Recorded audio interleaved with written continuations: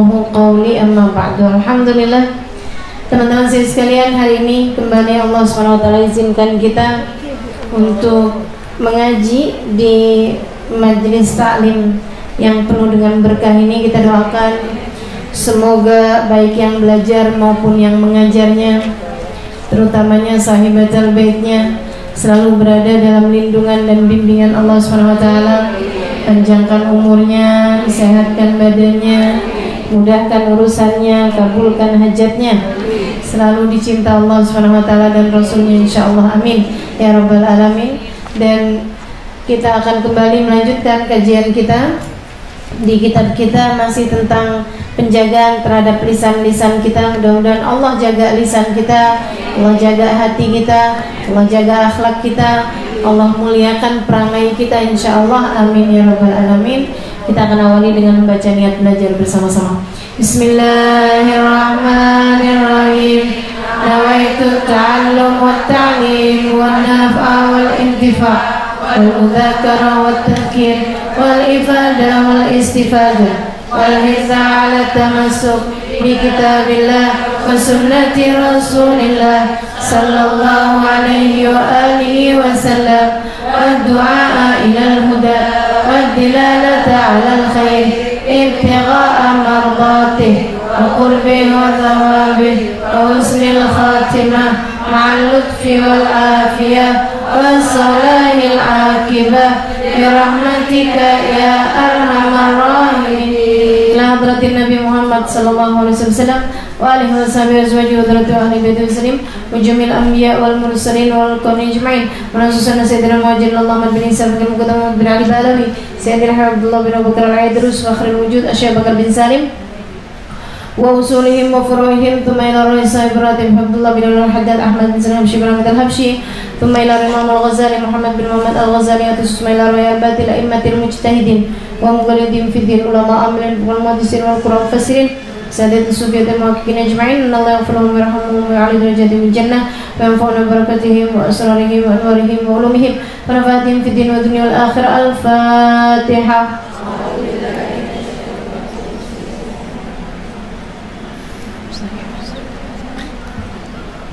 Amin. Bismillahirrahmanirrahim.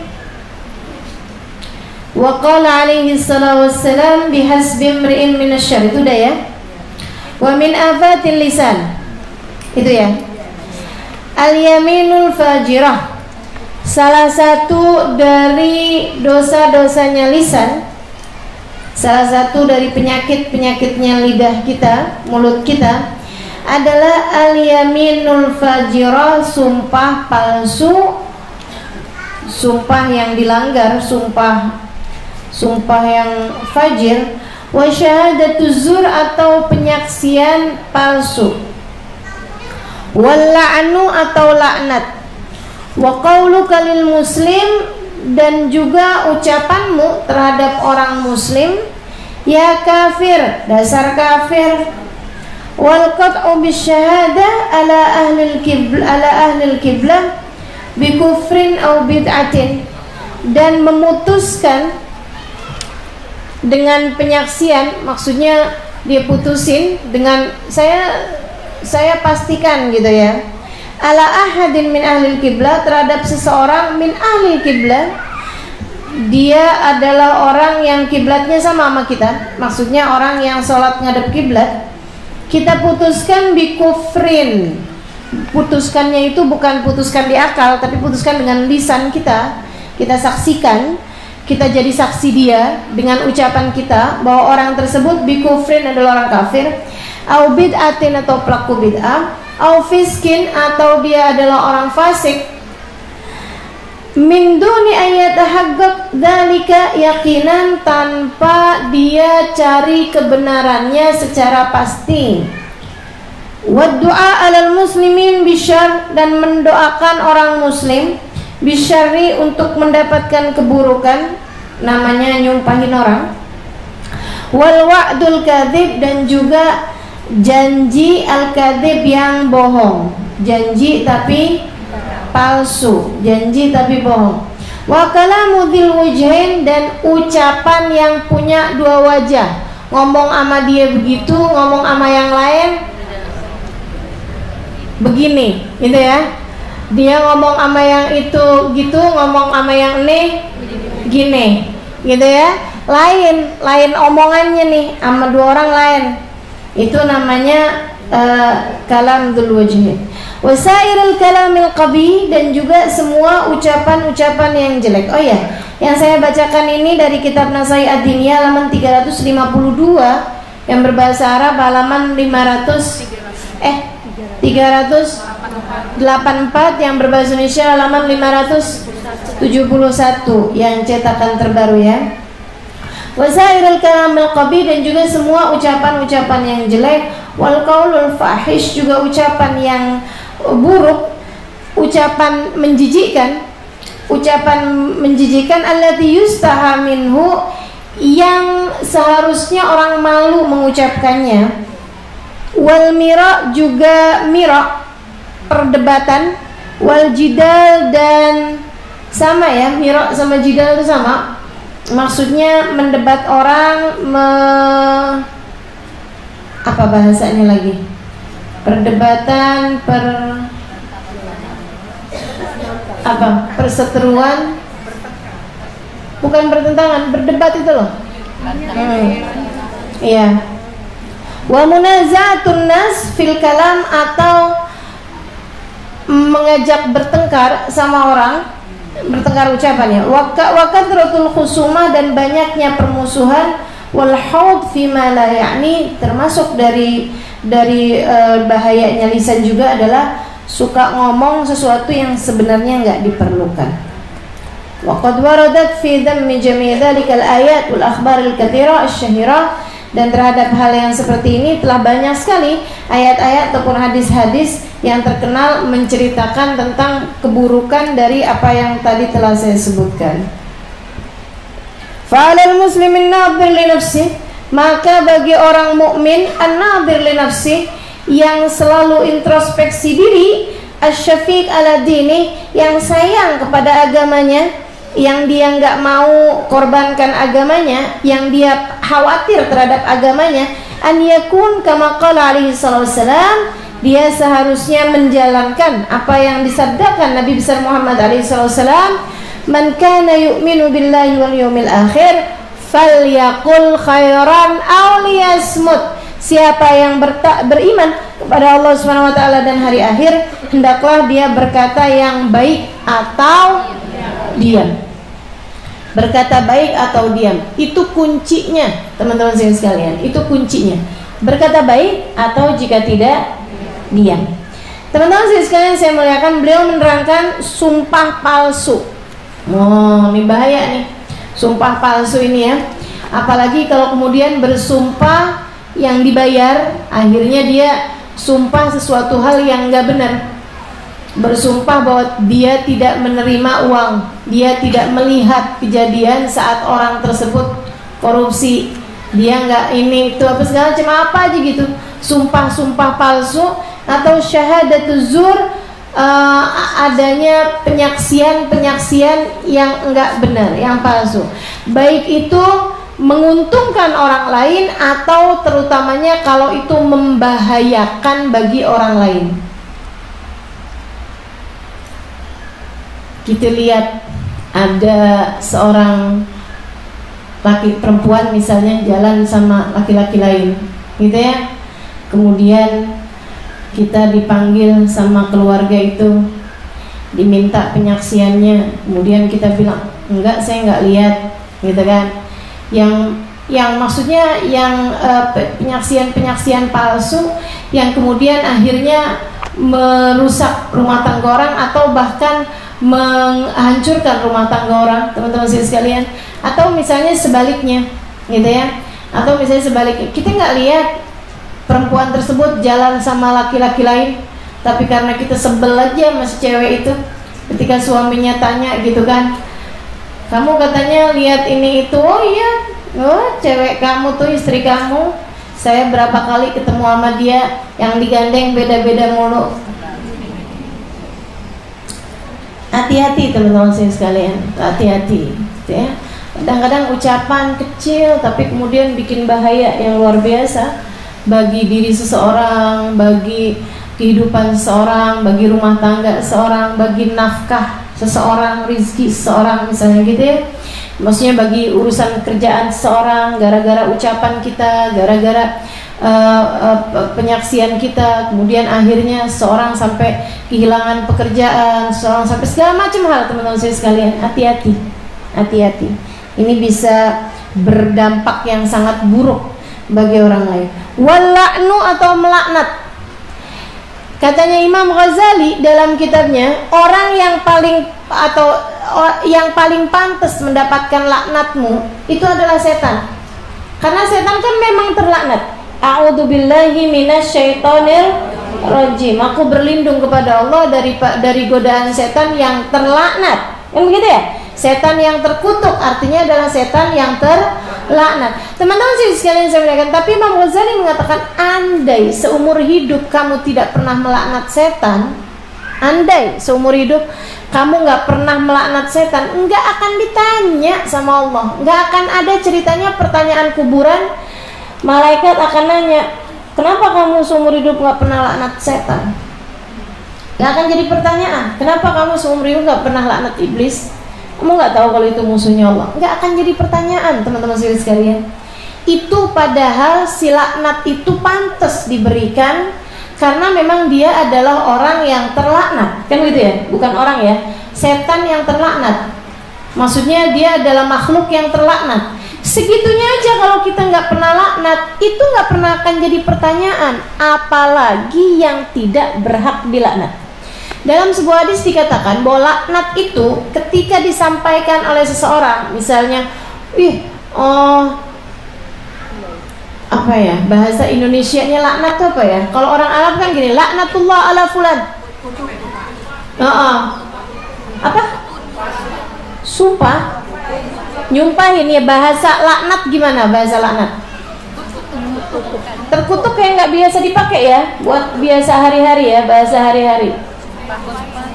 Gue sumpahin Dino gitu kan, biar kayak kurang ya. Itu kalau nyumpahin itu doa ala gitu ya, berdoa buruk kepada seseorang, itu nyumpahin.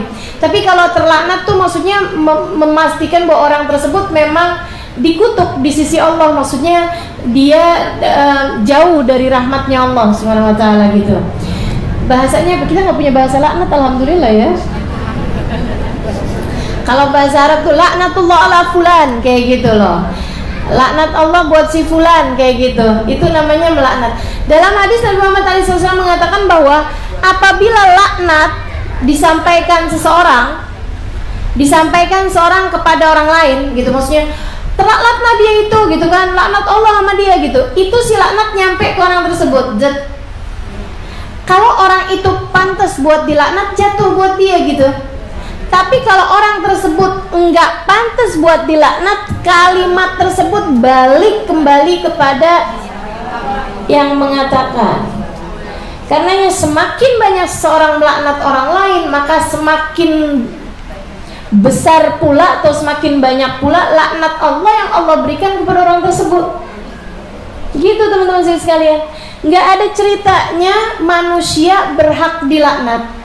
Bahkan yang memusuhi Nabi kita Muhammad alaihissalam sekalipun, teman-teman sekalian, nggak ada perintah bagi kita untuk melaknat orang tersebut. Nggak ada perintah dari Allah kita melaknat Abu Jahal, kita melaknat Abu Lahab, walaupun Allah melaknatnya di dalam Al-Quran. Tabbat yada abi lahabi watab, celakalah Abu Lahab kedua belah tangannya, sungguh dia celaka. Allah melaknat Abu Lahab dalam Al-Quran. Allah mengatakan celaka terhadap Abu Lahab dalam Al-Quran. Akan tetapi teman-teman saudaraku sekalian, tidak ada perintah bagi kita untuk melaknat dia gitu. Artinya bahwa kalau kita seumur hidup nggak pernah melaknat orang, nggak akan jadi pertanyaan kita, teman-teman saudaraku sekalian gitu. Itu terhadap semua yang berhak dilaknat sekalipun, apalagi terhadap orang yang belum tentu pantas buat mendapatkan laknat kita. Dari ini kita tahu kalau ada satu ajaran menyuruh kita untuk melaknat seseorang, dia bukan termasuk dari bagian Islam.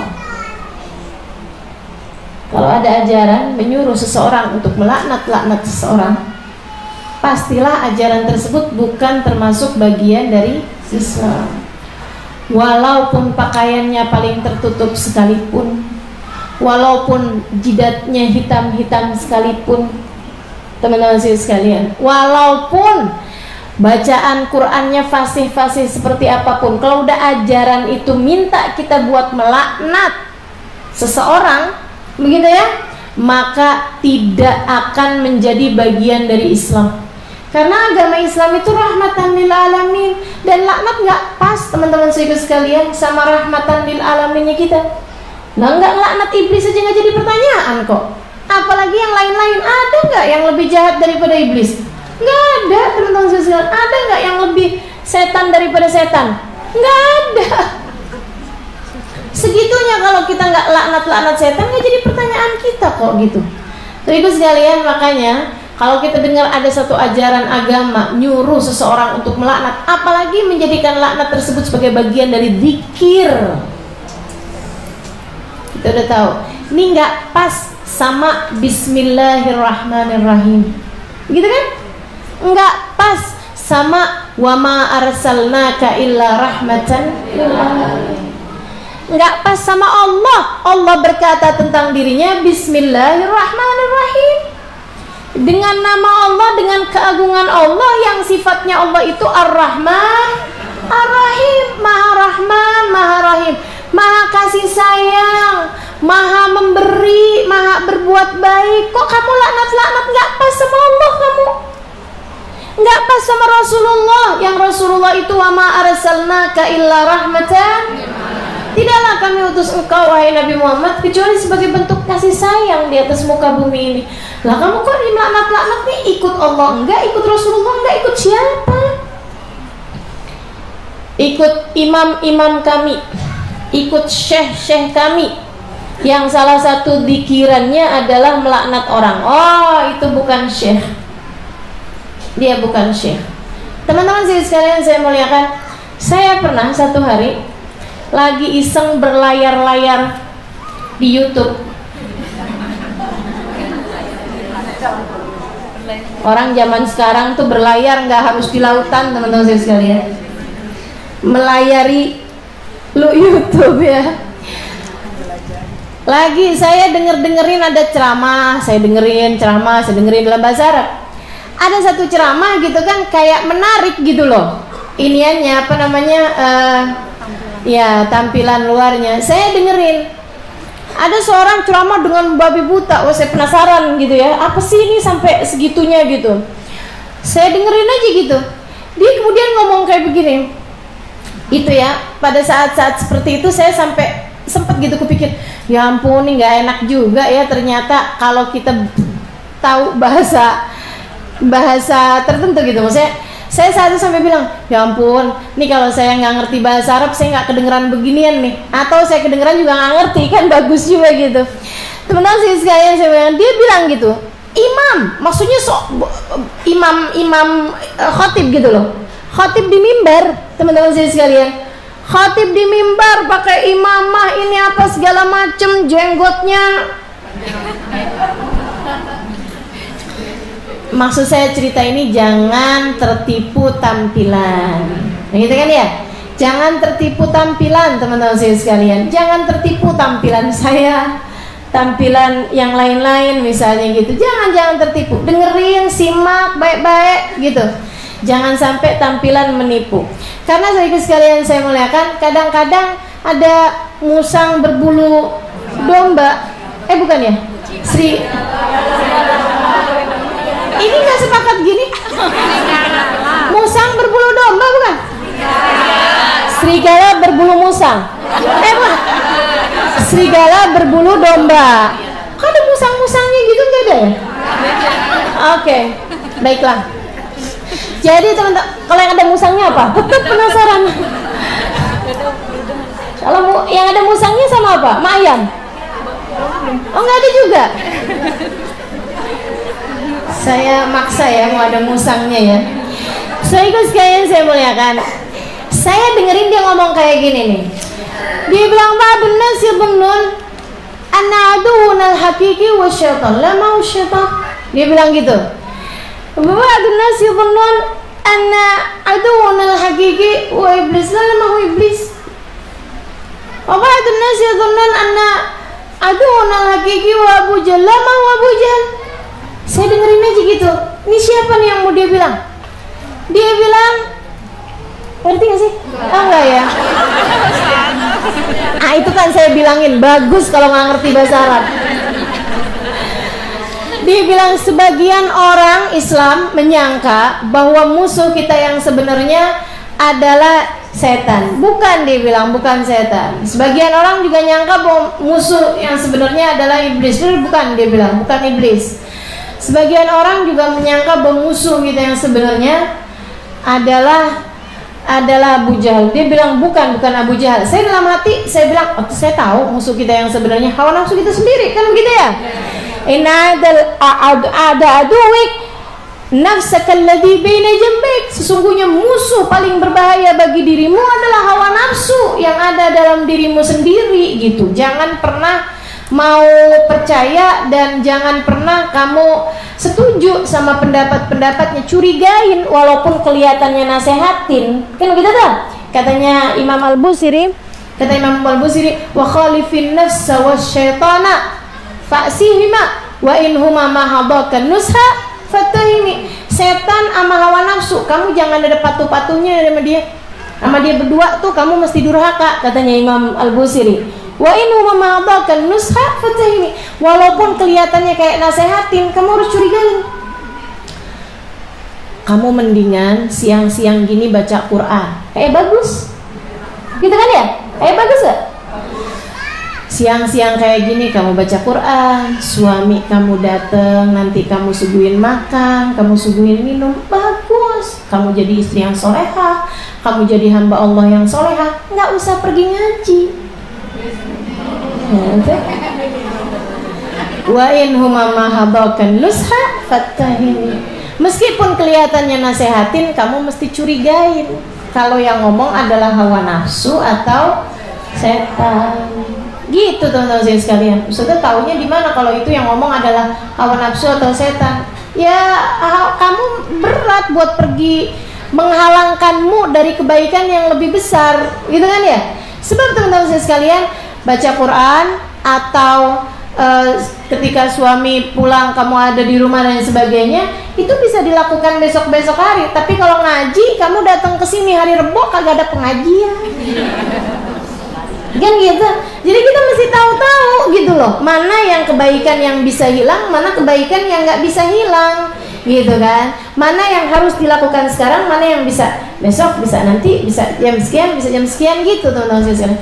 Jadi nih, terus saya dengerin aja gitu. Oh, dia mau bilang hawa nafsu. Bagus nih, pinter nih berarti nih, gitu kan? Dia bilang kemudian, inna aduwwunal haqiqi huwa Abu Bakar wa Umar. Sesungguhnya musuh kita yang sebenarnya adalah Abu Bakar dan Umar. Innahuma fi ka'ri jahannam. Sesungguhnya dua orang tersebut adalah musuh besarnya Islam dan mereka akan Allah tempatkan di neraka yang paling bawah. Ya Allah, rasanya tuh laptop pengen saya buang. Pengen saya banting. Sehingga sekalian kalau nggak inget belinya mahal. Aduh, sumpah banget saya dengernya. Saya langsung gubrak, saya tutup aja tuh. Terus saya tinggal gitu kan. Ya Allah, kesel benar. Saya harus ambil air, saya harus minum dulu gitu kan. Ini saya segitunya saya cuma dengerin di situ teman-teman saya. Saya nggak kebayang apa yang Allah turunkan di majelis yang seperti itu.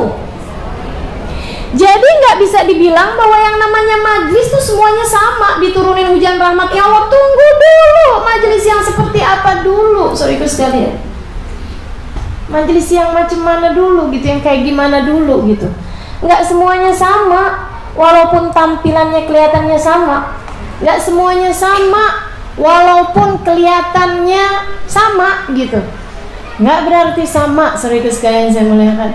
Nah ini gitu ya, laknat, naudzubillah min dzalik. Sampai saya pernah dengar satu cerita. Ya, saya anggap ini cerita akurat karena yang cerita adalah orang yang bisa dipercaya. ada satu orang di sini di Jakarta sini, ada seorang laki-laki, dia sakit, terkena badannya sakit lah gitu ya, kena stroke yang ringan gitu. Dia kemudian dijengukin sama teman-temannya. Nah, ada salah satu temannya tahu bahwa dia ini adalah orang yang suka melaknat sahabat Nabi. Jadi dia itu kerjanya kalau pagi itu katanya melaknat sahabat Nabi dan dia menjadikannya sebagai zikir. Teman-teman sekalian, akhirnya temennya ini yang tahu hal yang seperti itu, dijenguk sama dia, sama temennya ini. Dia kemudian bilang, udah deh, ente taubat deh, dia bilang gitu. Saya rasa kamu dikasih sama Allah sakit ini adalah semacam teguran, peringatan dari Allah, biar kamu nggak laknat lagi, nggak melaknat sahabat Nabi lagi gitu. Bahkan dia nggak bilang gitu ya, nggak melaknat lagi gitu. Karena yang saya tahu kan kamu kalau pagi tuh dikirnya laknat gitu. Katanya temannya, dia bilang iya saya juga habis mikir-mikir tuh juga kayak gitu. Dia bilang seneng banget nih temennya nih, maksudnya alhamdulillah akhirnya insaf juga, sadar juga. Terus dia lanjutin gitu, saya rasa memang saya ini kena sakit ini karena laknat, dia bilang, karena laknat saya yang kurang. Jadi mulai besok saya akan tambahin lagi, biasanya 1000, nanti saya mau tambahin jadi 3000 lah.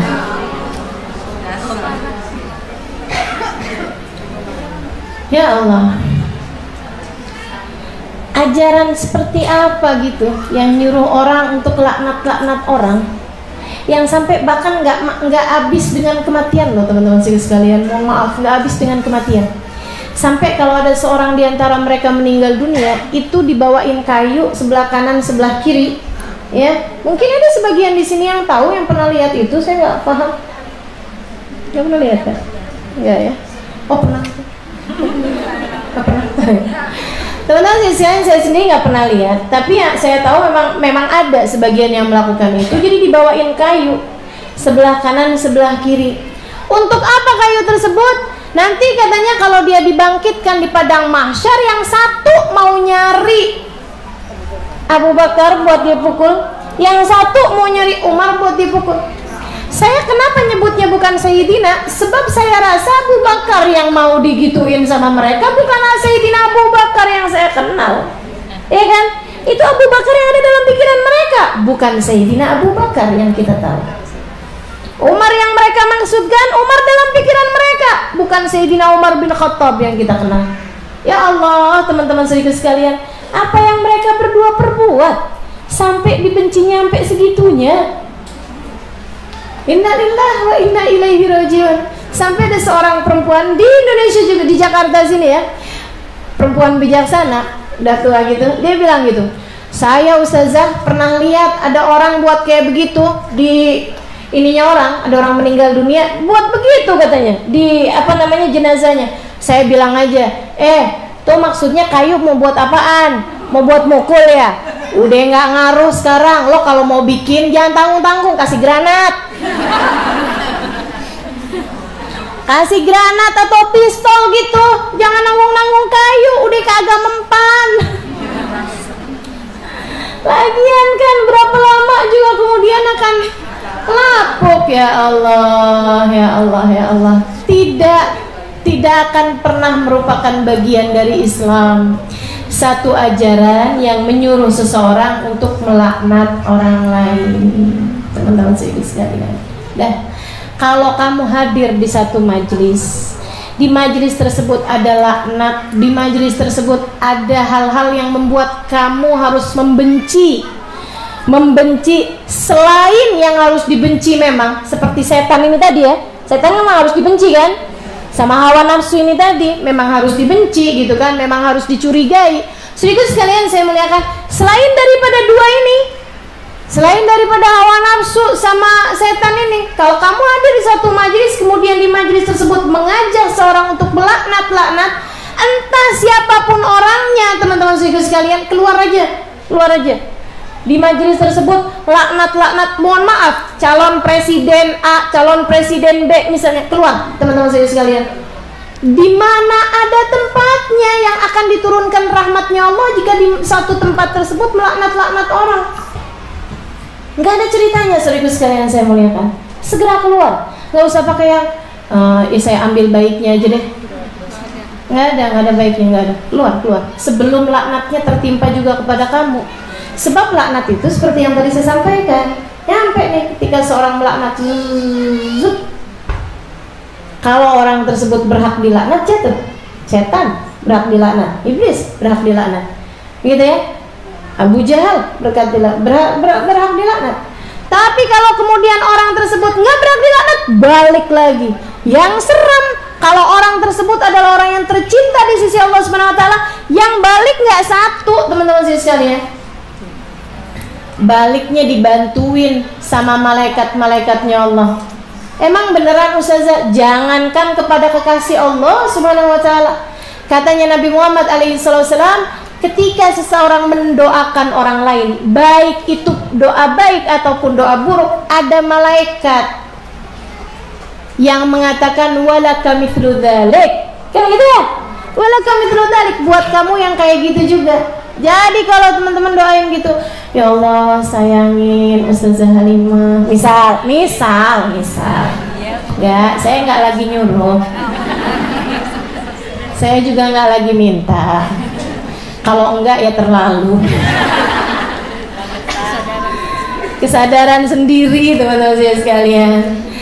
Doain gitu, ya Allah sayangin Ustazah Halimah, sayangin Ustazah Khadijah, sayangin Ibu Ida Alidrus, saya ngaji tiap Kemis kepada mereka itu, saya ngaji di rumahnya Bu Ida tiap Kemis gitu ya.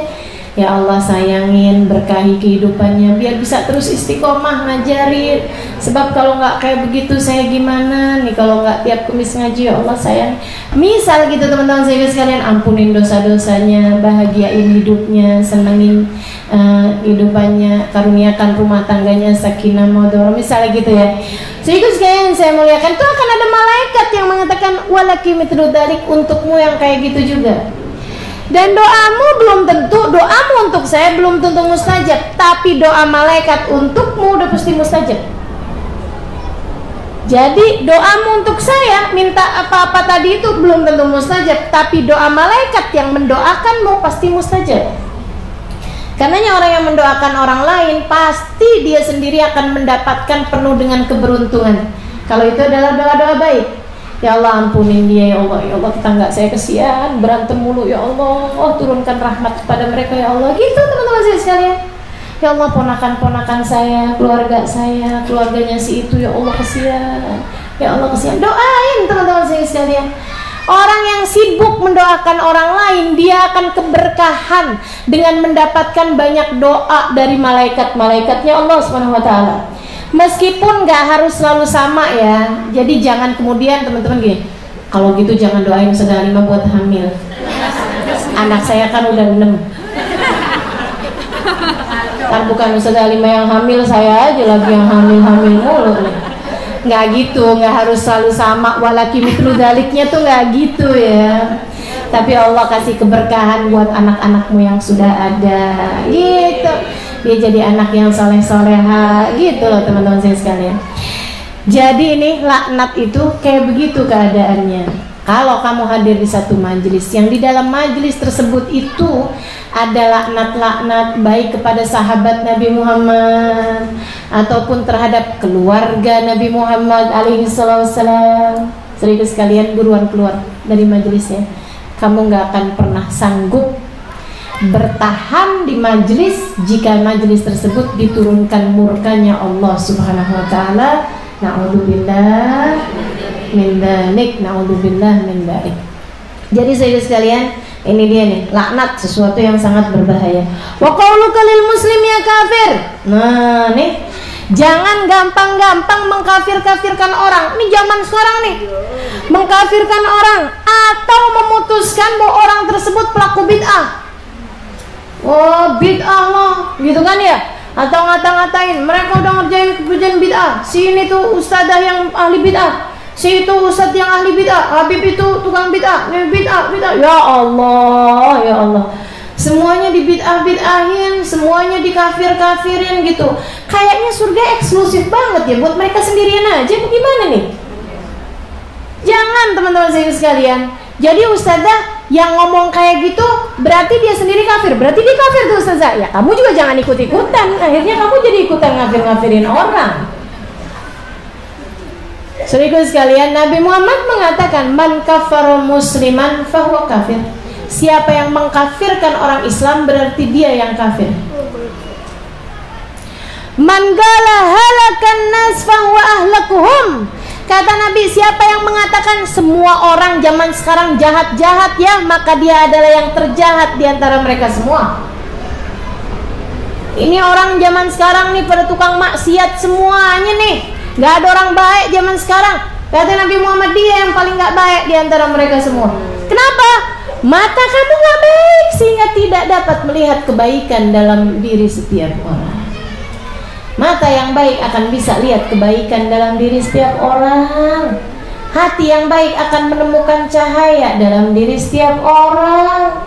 Teman-teman saudara sekalian, saya sudah kasih tahu minggu lalu, minggu sebelumnya lagi bagaimana cara para kekasih Allah memandang hamba-hambanya Allah.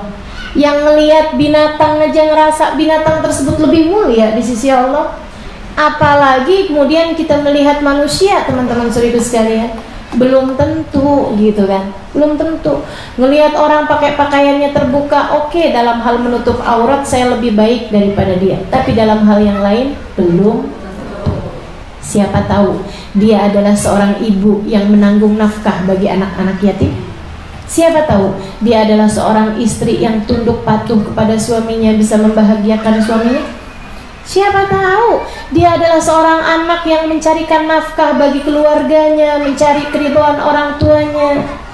Siapa tahu dia adalah seorang yang diberi ujian Allah SWT paling besar, akan tapi dia adalah perempuan yang bersabar. Kita nggak tahu. Siapa tahu dia nanggung nafkahnya keluarga-keluarga miskin dari keluarganya. Kita nggak tahu. Teman-teman saudaraku sekalian, saya melihat dalam hal menutup aurat betul kita lebih baik daripada dia. Dalam hal yang lain belum tentu. Itu pun juga saya menutup aurat lebih baik daripada dia. Tapi apakah saya menutup aurat ini ikhlas lillahi ta'ala atau hanya karena pandangan orang aja? Itu juga satu poin. Kan begitu? Kemudian teman-teman saya sekalian, saya menutup aurat sekarang betul. Apakah hidayah ini akan tetap ada sampai jelang kita meninggal dunia? Dan apakah dia yang saya caci maki sekarang, yang saya laknat-laknat sekarang, akan juga terus mengumbar auratnya sampai dia meninggal dunia? Kita enggak tahu. Kita tidak tahu. Innallaha khabba waliyahu baina ibadihi fala tahtagiranna ahadan minal muslimin la'allahu wali min awliyaillah. Katanya Sayyidina Ali Zainal Abidin bin Husain bin Fatimah bintun Nabi sallallahu alaihi wasallam, salah satu ucapan-ucapan bijak beliau, jangan pernah remehkan 4 hal karena Allah sembunyikan 4 hal dalam 4 hal. Allah menyembunyikan 4 hal dalam 4 hal, maka jangan remehkan 4 hal ini. Siapa tahu apa yang Allah letakkan dalam 4 hal tersebut ada pada yang kamu remehkan itu. Apa itu? Yang pertama, innallaha khabba ridha fi ta'atih fala tahtagirinna min at-ta'ati syai'an la'alla fihi ridha. Sungguhnya Allah Subhanahu wa taala menyembunyikan keridhaannya ada pada ketaatan. Jangan remehkan perbuatan baik, perbuatan taat sekecil apapun. Siapa tahu Allah letakkan keridhaannya padamu di ketaatan tersebut. Bahkan sekedar menghalangkan duri, menghalangkan batu yang tajam dari jalan, bahkan sekedar menyingkirkan kulit pisang di jalanan yang mungkin bisa mencelakakan orang lain. Saudara sekalian, perkara kecil tapi itu bagian dari kebaikan. Saudara sekalian, saya mengatakan, oke, lagi gini-gini di lantai sini nih, di karpet sini ada ketemu jarum, iya kan ya? Nih kalau kemudian kena kaki orang gitu, apalagi mohon maaf teman-teman saya sekalian, kena kakinya orang yang kena penyakit diabetes. gara-gara luka sedikit kecil nggak sembuh-sembuh sampai dipotong kakinya ada, ya kan? Jangan remehkan ketaatan. Ambil, taruhin di tempat yang aman, di tempat yang nggak bisa kena orang, kan gitu tuh. Jangan remehkan ketaatan sekecil apapun. Siapa tahu di sana terdapat keridhaan Allah Subhanahu wa taala. Nabi Muhammad pernah disuruh mengeluarkan seorang budak, karena budak tersebut termasuk ahli neraka, akan mati dalam keadaan nggak beriman. Nabi karena memang diperintah sama Allah, Nabi malahu ila sami'na wa ata'na.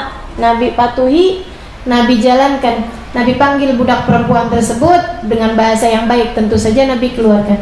Sebelum dia keluar, Sayyidah Fatimah ngasih dia 3 buah kurma. 3 doang, teman-teman saya sekalian, 3 buah kurma. Dibawa sama tuh perempuan. Sambilan mikir di jalanan, ya ampun saya mau nginep di mana nih malam. Sedih amat, saya mau makan apa nih hari. Gitu kan?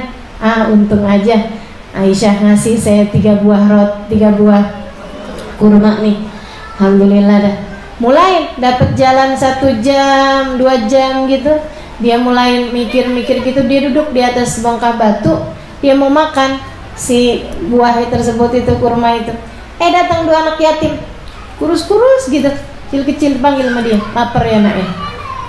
Nih nak, saya punya nggak banyak nih, tapi boleh lah. Kasih 1, yang 1, kasih 1, yang 1. Dia mau makan 1 lagi maksudnya.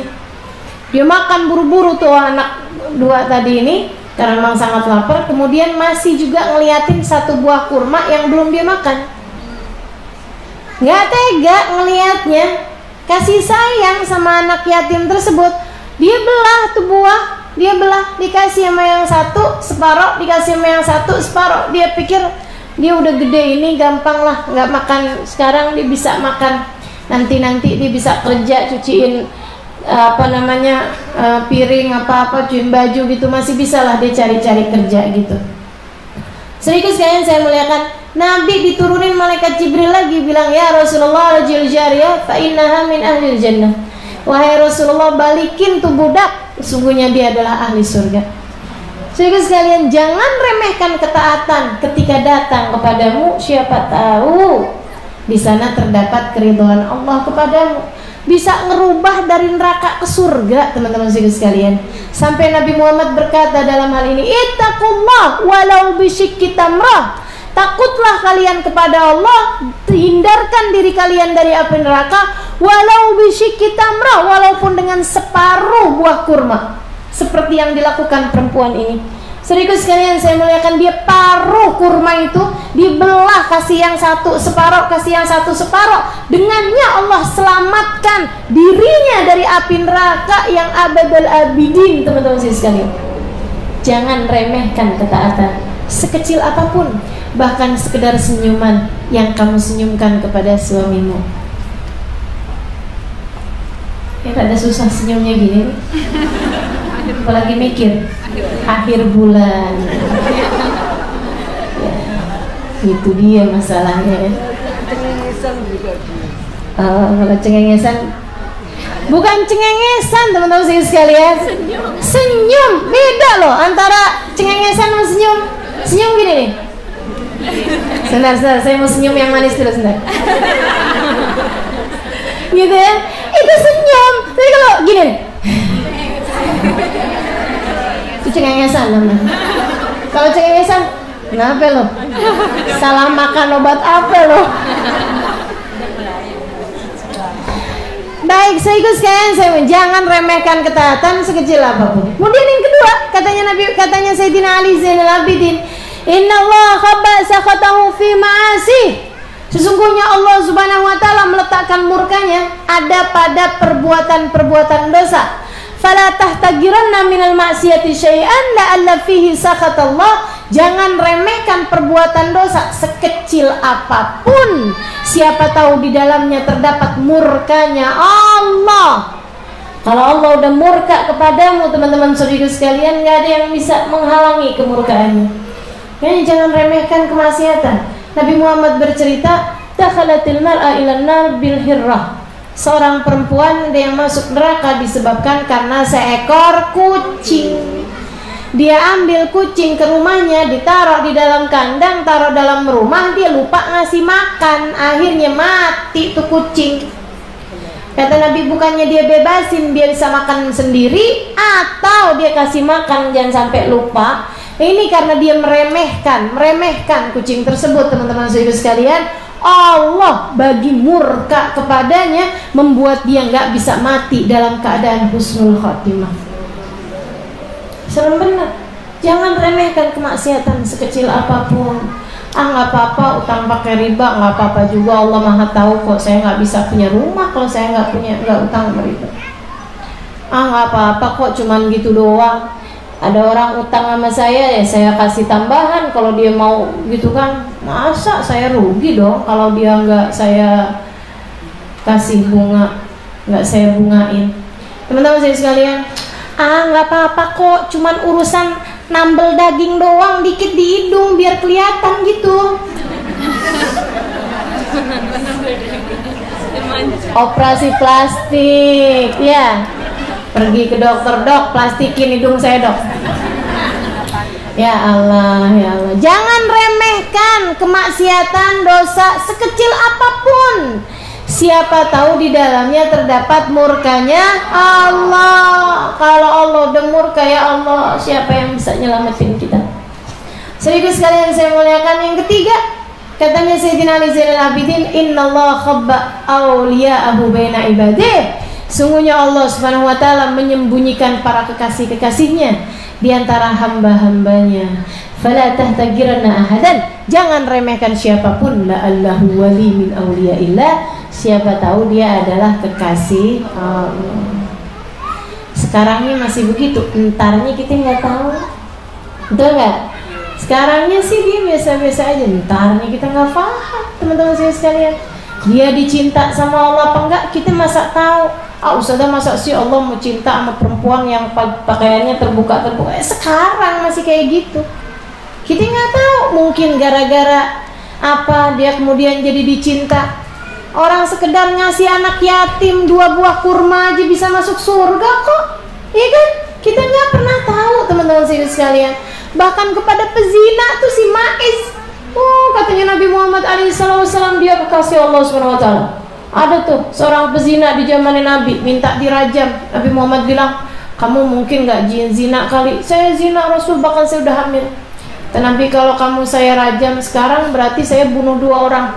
Padahal yang salah kamu doang, anak kamu kan gak salah. Jadi gimana Rasul? Nanti kalau udah kamu lahiran, datang lagi sama Nabi. Kata Nabi, kalau kamu saya rajam sekarang, kamu nyusuin anak kamu, ntar siapa yang bisa ngasih dia susu?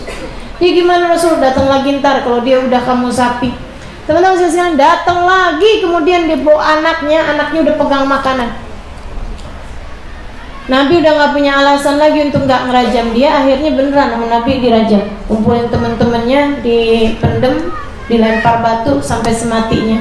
Jadi sekalian, saat ada seorang sahabat melempar dia nih, ada salah satunya itu yang kena pas di pembuluh darahnya, sehingga pembuluh darahnya muncrat kena ke tangan dia, tangan seorang sahabat. Fa'izma'az hadar rajul, dia ngerasa jijik sama darahnya seorang pezina. Teman-teman sekalian, ini hadis ini benar-benar ngajarin kepada kita sudut pandang menilai orang lain. Seorang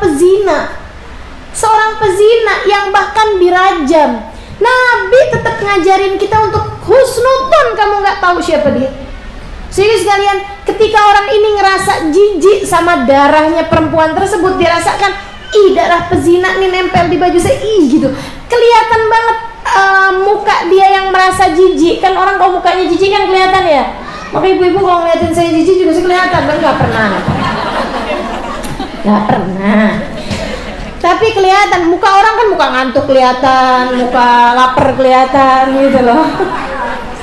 Ini dia ngerasa jijik gitu sama darahnya pezina itu. Nabi lihat dia merah muka Nabi karena marah. Kemudian Nabi Muhammad membentak orang tersebut yang ngerasa jijik sama darahnya pezina. Nabi Muhammad mengatakan, arafti manhi, kata Nabi, kamu tahu siapa dia yang kamu ngerasa jijik sama darahnya dia itu? Kamu tahu siapa dia? Dia bilang, innaha zaniyah ya Rasulullah, dia kan seorang pezina Rasul. Nabi tambah merah mukanya karena marah, kemudian berkata, innaha katabat bitaubatin law wuzi'at ala ahli al-ardi lakafathum. Sesungguhnya dia adalah seorang pezina betul, tapi dia telah bertaubat kepada Allah Subhanahu wa taala, yang andai taubatnya dibagi buat seluruh penduduk dunia ini, niscaya Allah akan menerima semuanya dan mencintai semuanya dengan taubat tersebut. Gimana pula ini taubatnya orang sedunia dikumpulin sama satu orang, mau tahu siapa dia? Kasih Allah Subhanahu wa taala yang kamu ngerasa jijik sama darahnya tersebut. Nah itulah teman-teman sekalian, Nabi ngajarin kepada kita cara pandang terhadap siapapun yang ada di sekeliling kita. Kamu tidak lebih baik dari siapapun, maka apa alasanmu melaknat-laknat siapapun? Begitu kan ya? Apa alasanmu gitu? Karenanya kita tahu dari hal yang seperti ini, kalau orang udah ngelaknat-laknat, ngata-ngatain orang di panggung, ngata-ngatain siapapun di majelis, nah udah deh, bubar, jangan hadir teman-teman sekalian. Keluar aja, pulang, nggak apa-apa. Kamu nongkrong di tempat bakso gitu ya, jauh lebih baik. Saudara sekalian, jauh lebih baik, kenyang sama bakso seenggaknya, bukan kenyang dari turunnya laknat dari Allah kepadamu. Betul nggak? Gitu ya. Ya kalau pas hadir satu majelis, yuk ngebakso. Kata ustazah kita suruh bakso. Tapi insya Allah mudah-mudahan jangan sampai ada yang dikenalkan dengan majelis yang seperti itu ya. Ya, pokoknya asal kita udah tahu aja, oh majelis beda nih, lanat-lanat orang nih di sini nggak ada, saya nggak cocok. Gitu aja, keluar aja langsung. Atau nggak melaknat-laknat orang, kafir-kafirin orang, ngebid'ah-bid'ahin orang. Nah nih katanya Imamul Haddad dalam kitab ini gitu. Zaman sekarang banyak banget yang kerjaannya ngebid'ah-bid'ahin orang. Ya Allah, yang kerjanya mengkafir-kafirkan orang, teman-teman sekalian. Bahkan yang dikafirkan nggak tanggung-tanggung, ibunda Nabi dikata di neraka. Kalau kamu hadir di majelis yang seperti itu, bubar, keluar. Kayak apa Nabi Muhammad kepadamu? Kalau sampai kemudian kamu datang kepadanya dan Nabi Muhammad bilang, kamu yang ngatain ibu saya di neraka kan? Berani? Ya Allah. Tapi ustazah itu ada hadisnya. Hadis dari mana tahu teman-teman sekalian? Sekalian saya muliakan. Nih ya, kita pakai akal aja. Orang yang hidup sebelum Nabi Muhammad terutus itu namanya ahli fatrah. Wa ma kunna mu'adzibuhum hatta nab'atsa rasula. Kami tidak akan menurunkan adab, maksudnya kami tidak akan menetapkan neraka kepada siapapun hatta nab'atsa rasula, sampai kami turunkan utusan. Dari masa terangkatnya Nabi Allah Isa alaihissalam sampai kepada terutusnya Nabi Muhammad alaihissalam 500 tahun, teman-teman sekalian. Itu namanya ayyamul fatrah, masa-masa nggak ada nabi. Dan karena nggak ada nabi, teman-teman sekalian, karena nggak ada nabi, nggak ada yang diadab di neraka. Nabinya nggak ada, yang jadi patokan hidup apaan? Betul nggak? Jadi nggak ada ceritanya. Orang-orang kafir Quraisy yang dulu-dulu saling bunuh orang, yang saling nyelakain orang, si fulan bin fulan yang jahat sama orang ini, itu aja Allah bilang aku nggak akan adab karena nggak ada aturannya zaman tersebut. 500 tahun itu masa fatrah. Itu loh, terhadap orang yang hidup di zaman masa fatrah seperti itu mereka nggak ada adabnya, teman-teman sekalian, kalau tidak Islam. Ibunda Nabi Muhammad alaihi salam, Allah yang pilih. Kata Allah Subhanahu wa taala dalam Al-Qur'an, wa taqallubaka fis sajidin, dan kami membolak-balikan engkau wahai Nabi Muhammad, dari sulbi kami pindahkan ke rahim, dari rahim kami lahirkan. Nanti lagi kemudian ininya dia, si keturunan orang tersebut kami pindahkan lagi ke rahim, dari rahim kami pindahkan lagi ke sulbi seorang dilahirkan. Terus seperti itu, fisajidin, semua yang membawa nasab wahai Nabi Muhammad, fisajidin, semuanya ahli sujud kepada Allah. Allah yang bilang itu dalam Al-Quran. dan kemudian kamu berani-berani berkata ibunda Nabi Muhammad di neraka? Berani benar gitu. Andai nggak ada ayat itu sekalipun, adalah hal yang sangat santun bagimu untuk nggak ngomong apa-apa. Kalaupun kamu nggak ngerti, nggak usah ngomong, kan begitu ya? Jangan sok tahu, karena ini adalah sesuatu hal yang besar. Berani amat kamu sama Nabi Muhammad alaihissalam. Kecuali jika datang keterangannya Abu Lahab paman Nabi, tapi Allah mengatakan nerakanya dalam Al-Quran. Oke, kan begitu. Segitunya ketika ada seseorang yang tiap sholat bacanya tabat, Nabi tegur dia, teman-teman sekalian. Nabi tegur dia. Itu segitunya. Bisa jadi dia kagak apal surat yang lain. Ditegur sama Nabi Muhammad alaihissalam, kenapa kamu selalu membaca surat tabat? Enggak ada surat yang lain gitu? Kok kayaknya paman saya yang kafir kamu ingat-ingat mulu gitu, kata-katain mulu gitu. Itu yang udah kafir dan yang nyakitin Nabi, teman-teman saya sekalian. Ibunda Nabi, ya Allah, Nabi cintanya sama beliau kayak apa? Dan beliau sendiri cintanya sama Nabi seperti apaan, teman-teman saya sekalian? In sadaqtu fima ra'ait, in sadaqtu fima ra'ait. Jika benar apa yang saya lihat, wahai Muhammad, fa anta mab'utsun ilal anami, sesungguhnya engkau adalah calon nabi yang akan terutus. Dibilangin, siapa yang ngomong kayak begitu? Ibunda Nabi. Di saat dia berusia, Nabi Muhammad berusia 6 tahun, di perjalanan dari Mekah ke Bani Najjar, Madinah, arah pulang dari Bani Najjar tersebut, di daerah namanya Abwa, ibundanya sakit terbaring di atas tempat tidur. Ada keluarga, ada orang-orang di situ jengukin dia, udah mau meninggal dunia. Dipegang tangannya anak umur 6 tahun. Wahai Muhammad, jika benar apa yang saya lihat di masa kehamilan saya, kamu adalah calon nabi yang akan diutuskan. Nggak beriman tuh? Beriman. Bahkan sebelum lahirnya Nabi Muhammad, nggak beriman gimana? Saya nggak tahu kalau saya hamil kecuali karena diberitahu oleh orang-orang mulia yang datang di mimpi saya. Tapi kan itu hadisnya nggak sahih. Kamu sih semua yang tentang kemuliaan Nabi Muhammad dibilangnya nggak sahih mulu. Syahadatmu itu kepada siapa? Kalau kamu nggak punya rasa cinta sama Nabi, bukankah syahadat kita sama? La ilaha illallah Muhammad Rasulullah. Kamu kok kayak ada apaan dalam hati kamu kepada Nabi? Orang ziarah makam Nabi nggak boleh, orang sholawatan nggak boleh, orang hadir maulid nggak boleh, puji-puji Nabi Muhammad nggak boleh, puji pejabat kamu nggak apa-apa. Ada apa di hatimu, kawan? Ada apa di hatimu, bro? Sis, ada apa di hatimu kepada Nabi? Tidakkah seharusnya membuatmu berkaca, nih kok saya aneh ya? Ada artis dipuji-puji saya nggak kenapa-napa, kenapa yang dipuji Nabi Muhammad saya nggak senang hati? Kan gitu mestinya. Betul nggak teman-teman saya sekalian? Kenapa ada orang muji-muji Nabi, saya malah ngatain bid'ah? Sementara ada orang muji Obama, Barack Obama, dipuji, dia nggak kenapa-napa hatinya. Ada orang muji orang yang bahkan nggak beriman kepada Allah Subhanahu Wa Taala. Saya nggak lagi ngata-ngatain Barack Obama, mohon maaf ya.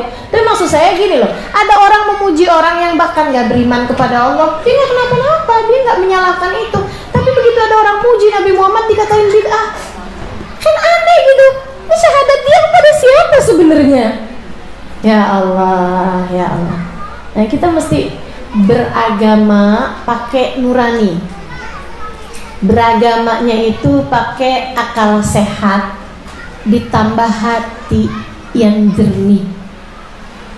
Rasakan cinta dalam beragama. Kamu akan tahu bahwa agama yang benar tak akan pernah bertentangan dengan nurani, tak akan pernah bertentangan dengan hati yang bersih, tak akan pernah bertentangan dengan akal sehat. Saudariku sekalian yang saya muliakan, mari kita benahi cara berpikir kita. sehingga nggak ada ceritanya lisan kita dengan mudah mengkafir-kafirkan orang, membid'ah-bid'ahkan orang, apalagi kayak mewajibkan bahwa dia pasti neraka.